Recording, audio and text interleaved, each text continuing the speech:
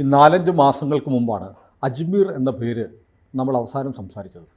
1992 അജ്മീറിൽ ഏതാണ്ട് 250ഓളം ഹിന്ദു പെൺകുട്ടികളെ, school college വിദ്യാർത്ഥിനികളെ കൂട്ടബലാത്സംഗം ചെയ്ത ഒരു കേസിലെ പ്രതികളെ ശിക്ഷിച്ചുകൊണ്ട് കോടതി വിധി വന്നു.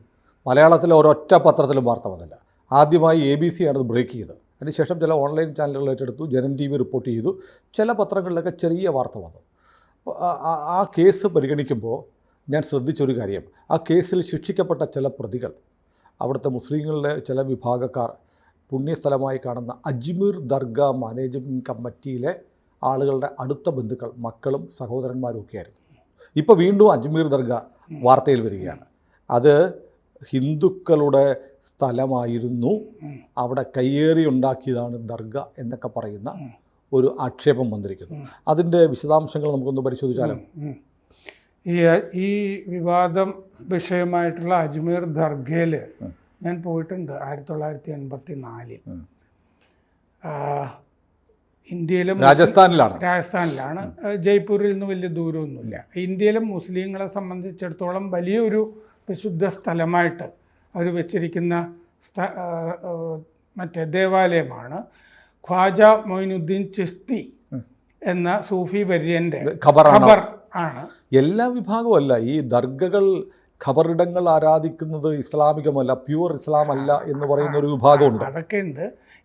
അതേപോലെ തന്നെ ഈ അജ്മീർ ദർഗയിലെ ഷറീഫ് ചില സമയത്ത് BJP അനുകൂലിക്കുന്ന പ്രസ്താവനകൾ കഴിഞ്ഞ ലോക്സഭാ തെരഞ്ഞെടുപ്പിൻ്റെ സമയത്ത് ഞങ്ങൾ ഇത്തവണ ആർക്ക് വോട്ട് ചെയ്യണമെന്ന് പറയില്ല എന്നൊക്കെ ദർഗാ ഷറീഫ് പ്രസ്താവനയൊക്കെ പുറപ്പെടുവിച്ചിരുന്നു. എന്ന് പറഞ്ഞാൽ സ്വതന്ത്രമായിട്ട് നിൽക്കാറുണ്ട് അവരുടേതായ രീതികളിൽ.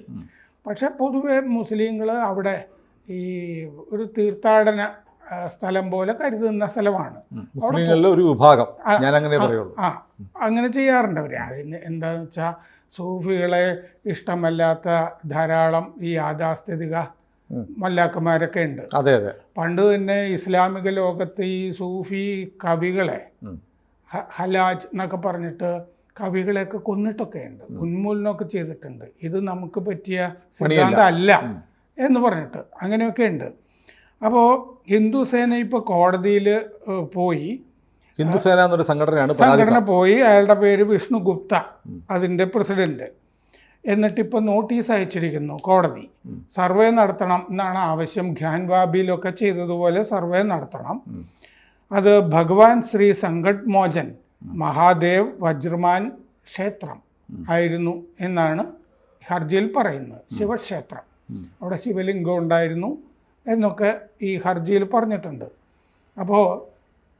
ഇപ്പോൾ അജ്മീർ വെസ്റ്റിലാണ് ഇത്. ഈ ജഡ്ജി മൻമോഹൻ ചന്ദേൽ അദ്ദേഹം ഇവർക്ക് ദർഗാ കമ്മിറ്റി, ന്യൂനപക്ഷ മന്ത്രാലയം കേന്ദ്രത്തിൻ്റെ, പിന്നെ ASI ഇവർക്കൊക്കെ നോട്ടീസ് അയച്ചിട്ടുണ്ട്. നിങ്ങൾക്ക് എന്താണ് പറയാനുള്ളത് എന്ന് പറഞ്ഞിട്ട് ഇനി ഡിസംബർ 20-ാം തീയതി കേസ് പരിഗണിക്കും. അപ്പോൾ ഈ ഹർജിയിൽ ആവശ്യപ്പെടുന്നത് ഈ ദർഗ ഇവിടെ നിന്ന് മാറ്റണം, വേറെ എവിടെയെങ്കിലും കൊണ്ടുപോയി സ്ഥാപിച്ചോട്ടെ. ASI സർവേ നടത്തണം, ശിവക്ഷേത്രം എന്നിട്ട് പുനർനിർമ്മിക്കണം അവിടെ ഈ ദർഗ ഇരിക്കുന്ന സ്ഥലത്ത്. ഇത്രയുമാണ് ആവശ്യപ്പെട്ടിട്ടുള്ളത്. ഇനി ഇതിന് കാരണം പറയണമല്ലോ. മുഹമ്മദ് ഘോറിക്കൊപ്പം വന്ന സൂഫി വര്യനാണ് ഖ്വാജ മൊയിനുദ്ദീൻ ചിസ്തി. ഈ ഘോറി ധാരാളം ക്ഷേത്രങ്ങൾ അക്കാലത്ത് തകർത്തിട്ടുണ്ട്, അതിനെപ്പറ്റി വിവരങ്ങളും ഉണ്ട്. അപ്പോൾ ആ കൂട്ടത്തിൽപ്പെട്ടതാണ് സങ്കട്ട് മോചൻ ക്ഷേത്രവും. പൃഥ്വിരാജ് ചൗഹാനെ കൊന്ന ശേഷം ആണ് ഈ സങ്കട്ട് മോചൻ ക്ഷേത്രം തകർത്തത്. അപ്പോൾ ഇതിൻ്റെ പ്രധാന വാതിലുണ്ടല്ലോ ദർഗയുടെ, അത് ശരിക്കും ഹിന്ദു തച്ചുശാസ്ത്രം അനുസരിച്ചിട്ട് ഉണ്ടാക്കിയതാണെന്ന് ഇപ്പോഴും കണ്ടാൽ അറിയാം. അതതിൻ്റെ തൂണുകൾ നോക്കിയാലും ഒക്കെ നമുക്ക് സംശയം തോന്നും ദർഗയുടെ. ഇത് വലിയ ഗൂഢാലോചനയാണെന്ന് ഇപ്പോൾ ദർഗയുടെ കമ്മിറ്റി സെക്രട്ടറി സയ്യദ് സർവർ ചിസ്തി പറഞ്ഞിട്ടുണ്ട്. ഈ വിഷ്ണുഗുപ്ത കോടതി നടപടികളെ പറ്റി പറഞ്ഞത് കോടതി ഇത് ശ്രദ്ധിച്ച് കേട്ടു. ഹർജിയിൽ പറഞ്ഞിരുന്നു ബ്രിട്ടീഷ് കാലത്ത് ഈ ജഡ്ജിയും രാഷ്ട്രീയ നേതാവും അക്കാദമീഷ്യനും ഒക്കെ ആയിരുന്ന ഹർബിലാസ് സർദാർ എന്ന് പറഞ്ഞ ആൾ 1910 എഴുതിയ ഒരു പ്രബന്ധത്തിൽ ഇത് ഹിന്ദു ക്ഷേത്രമാണ് എന്ന് പറഞ്ഞിട്ടുണ്ട്. തെളിവാണത്, അങ്ങനെ പറഞ്ഞിട്ടുണ്ട്. അത് ആ പ്രബന്ധത്തിൽ പറയുന്ന വാചകം 2-3 വാചകങ്ങൾ. പാരമ്പര്യം പറയുന്നത് ഈ ദർഗയുടെ നിലവറയിൽ ക്ഷേത്രത്തിലെ മഹാദേവൻ ഉണ്ട് എന്നാണ്. ഒരു ബ്രാഹ്മണ കുടുംബം എല്ലാ ദിവസവും ദേവന് ചന്ദനം ചാർത്തിയിരുന്നു. ഈ ദർഗയായ ശേഷവും ചാർത്തിയിരുന്നു. ഈ ശിവരൂപം പിന്നീട് ദർഗ ഈ മണിയടിക്കാരനാക്കി മാറ്റി. ഗാരിയാലി എന്ന് പറയും. അതായത് മണിയടിക്കുന്ന ഇതില്ലേ, അതിൻ്റെ അറ്റത്തൊരു രൂപം ഉണ്ടാവും ചില സ്ഥലങ്ങളിൽ. ആ രൂപമാണ് മണിയടിക്കുന്നതെന്ന് തോന്നത്തക്ക നാവിൽ ചേർത്ത് വെക്കും. അപ്പോൾ നാവിങ്ങനെ ആടുമ്പോൾ ആ രൂപമാണെന്ന് തോന്നും.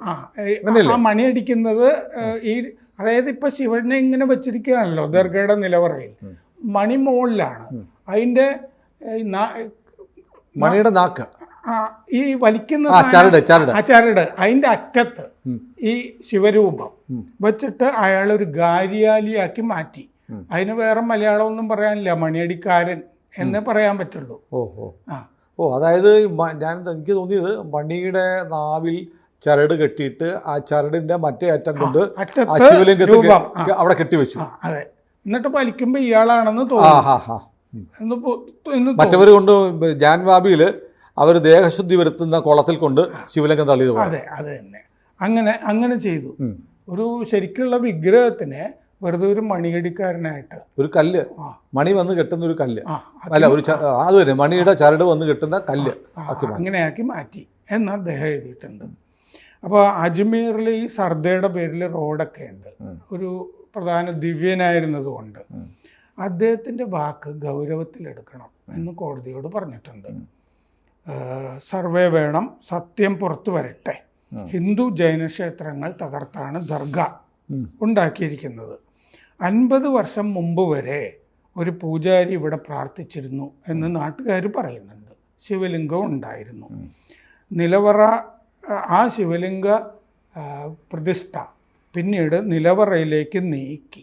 അതുകൊണ്ട് ഇനി ഹിന്ദുക്കൾക്ക് പ്രാർത്ഥിക്കാനായിട്ട് അവിടെ അവസരം കൊടുക്കണമെന്ന് ഹർജിയിൽ പറഞ്ഞിട്ടുണ്ട്. ദിവസവും അല്ലെങ്കിൽ ആഴ്ചയിൽ ഒരിക്കലൊക്കെ പലയിടത്തും ഉണ്ടല്ലോ ഇപ്പോൾ, ഗ്യാൻവാബിയിലൊക്കെ പറഞ്ഞിരിക്കുന്ന പോലെ. അങ്ങനെ പ്രാർത്ഥിക്കാൻ അവസരം തരണം. അടുത്ത ജനുവരിയിൽ 813 ഉറൂസ് ആണ്. ചിസ്തി മരിച്ച് 813 വർഷം എന്നർത്ഥം. ചിസ്തി സാഹിബ് ഇവിടുത്തുകാരനല്ല. അപ്പോൾ അതിന് മുമ്പ് ആരായിരുന്നു, എന്തായിരുന്നു, അതിനു മുമ്പും ഇവിടെ എന്തായിരുന്നു എന്നുള്ളത് അന്വേഷിക്കണ്ടേ. അപ്പോൾ അതിന് മുമ്പ് ഇത് എന്തായിരുന്നു, ആരായിരുന്നു? അപ്പോൾ അതിനു മുമ്പ് പൃഥ്വിരാജായിരുന്നു രാജാവ്. അദ്ദേഹത്തിൻ്റെ ക്ഷേത്രമായിരുന്നു ഇത്. അത് തെളിവാണല്ലോ, സത്യമാണല്ലോ. മാത്രമല്ല അജ്മീറിൻ്റെ ആ പൃഥ്വിരാജിൻ്റെ കാലത്തെ പേര് അജയമേരു എന്നായിരുന്നു. അതാണ് പിന്നെ അജയമേരു ആണ് പിന്നീട് അജ്മീർ ആയിരിക്കുന്നത്. അപ്പോൾ ഇപ്പോൾ ഭജൻലാൽ ശർമ്മയുടെ ഭരണകൂടമാണല്ലോ അവിടെ സർക്കാർ.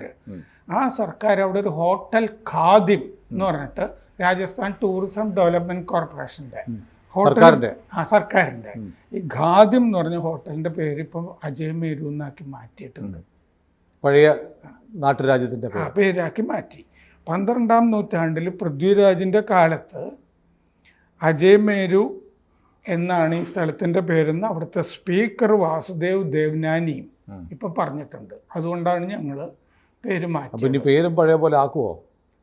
BJP സർക്കാരല്ലേ? ആ പേര് മാറ്റാമല്ലോ. കാരണം അഹമ്മദ് നഗറിൻ്റെ ഒക്കെ പേരൊക്കെ മാറ്റിയില്ലേ, പൂനെക്കടുത്തുള്ള എത്രയോ പേരുകൾ ഇപ്പം മാറി. പക്ഷേ ഇത് നമ്മളിപ്പം കാശി, മധുര, അയോധ്യ ഇതാണല്ലോ ഹിന്ദുക്കളുടെ ഏറ്റവും പ്രധാനപ്പെട്ട ക്ഷേത്രങ്ങൾ. അപ്പോൾ ഒരിക്കൽ യോഗി പറയുകയുണ്ടായി, ഞങ്ങൾക്ക് ഈ 3 ക്ഷേത്രങ്ങൾ തന്നേക്കും. ഇത് ഹിന്ദു വിശ്വാസവുമായി ബന്ധപ്പെട്ട ഏറ്റവും പ്രധാനപ്പെട്ട കേന്ദ്രങ്ങളാണ് കാശിയും അയോധ്യയും മറ്റേ മധുരയും. അത് കഴിഞ്ഞാൽ ബാക്കിയുള്ളതിൽ നമുക്ക് ക്ലെയിം ഇല്ല എന്ന് പറഞ്ഞു. പണ്ട് മഹാഭാരതത്തിൽ 5 വീടുകളെങ്കിലും അല്ലെങ്കിൽ 1 വീടെങ്കിലും തരൂ എന്ന് പറഞ്ഞ പോലെ ചോദിച്ച പോലെയാണ്. അപ്പം അവകാശം പറയാൻ അങ്ങനെ കന്യാകുമാരി മുതൽ കാശ്മീരം വരെ ഒരുപാട് സ്ഥലങ്ങളിൽ ഹിന്ദു ക്ഷേത്രങ്ങൾ, ജൈന ക്ഷേത്രങ്ങൾ, സിഖുകാരുടെ, ബുദ്ധമതക്കാരുടെയൊക്കെ ക്ഷേത്രങ്ങൾ ആക്രമണകാരികൾ നശിപ്പിച്ചിട്ടുണ്ട്. അതെ, സീതാറാം ഗോയലിൻ്റെ പുസ്തകത്തിൽ 2000 ഈ ക്ഷേത്രങ്ങളുടെയൊക്കെ പട്ടിക. അതെ, ഈ നമ്മുടെ കേരളത്തിൽ പോലും ഹിന്ദു ക്ഷേത്രങ്ങൾ കൺവേർട്ട് ചെയ്ത് മറ്റാരാധനാലയങ്ങളാക്കിയിട്ടുണ്ട്. ഇതെല്ലാം തിരിച്ചു പിടിക്കുക എന്ന് പറയുന്നത് അത്ര പ്രായോഗികവും നമ്മുടെ ഒരു ബഹുസ്വര രാജ്യത്ത് അത്ര ഗുണകരവുമല്ല. അത് ഇപ്പോൾ സംബാലിൽ, അതെ സംബാൽ, അതുകൊണ്ടായിരിക്കണം ഒരു RSS തലവൻ മോഹൻജി ഭഗവത് പറഞ്ഞത് എല്ലാ ക്ഷേത്രങ്ങളുടെയും അടിയിലും ശിവലിംഗം പരിശോധിക്കേണ്ടതില്ല എന്ന് പറഞ്ഞു.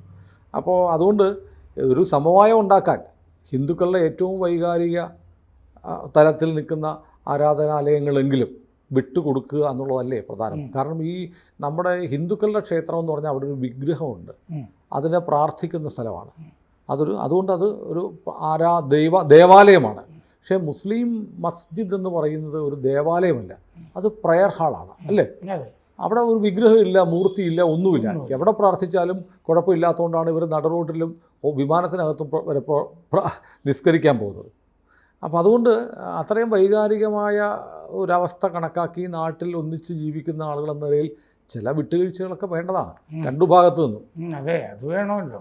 കാരണം ഈ എല്ലായിടത്തും കേസിന് പോവുകയാണ് ഇപ്പോൾ. പണ്ട് നമ്മുടെ അബ്ദുള്ളയും ഫസൽ ഗഫൂറും പറഞ്ഞു രാമജന്മഭൂമി അത് അവരുടേതാണ്, വിട്ടുകൊടുക്കുക. അവിടെ 1 ലക്ഷത്തോളം ആളുകൾ ദിവസം വരുന്നതാണ്, എന്തിനാണ് ഈ പുല്ലാപ്പ്? അങ്ങനെ ആളുകൾ ചിന്തിക്കാൻ തയ്യാറായി വരുമോ? ഇപ്പോൾ അതൊക്കെ സംശയം. എന്താണെന്ന് വെച്ചാൽ ഈ ഇതുകൊണ്ട് മുതലെടുപ്പ് നടത്തുന്ന ധാരാളം ആളുകൾ. ഇപ്പോൾ കാശിയിൽ ഒരു വല്ല സംശയമുണ്ടോ? കാശി എത്രയോ നൂറ്റാണ്ടുകളായിട്ട് ഹിന്ദുക്കളുടെ ഒരു സ്ഥലമാണ്. അതിൻ്റെ മൂട്ടിൽ കൊണ്ടുപോയിട്ട് ഒരു പള്ളി വെക്കണം, വല്ല കാര്യമുണ്ടോ? അതിൻ്റെയൊക്കെ ആവശ്യമുണ്ടോ? ഈ മധുര കൃഷ്ണ ജന്മഭൂമി, ഇതെന്താണെന്ന് വെച്ചാൽ ഔറംഗസേബിൻ്റെ കാലത്ത് ഇങ്ങനെ ഒരുപാട് വൃത്തികേടുകൾ ചെയ്തിട്ടുണ്ട്. അത് ഇന്ന് പരിഷ്കൃത സമൂഹത്ത് മുസ്ലിങ്ങൾ തന്നെ അത് മാറ്റി കൊടുക്കുകയാണ്. അത് മാറ്റി കൊടുത്തു കഴിഞ്ഞാൽ വേറെ സ്ഥലം കൊടുക്കാമല്ലോ, അത് കൊടുക്കുമല്ലോ, അങ്ങനെയാണ്. അപ്പോൾ അതുകൊണ്ടിപ്പോൾ കോടതിയുടെ മുമ്പിൽ വന്നിരിക്കുന്നു. ASCയോടും കേന്ദ്ര സർക്കാരിനോടും ഒക്കെ അഭിപ്രായം ചോദിച്ചിട്ടുണ്ട്, അതെങ്ങനെയാണ് എന്നുള്ളത്.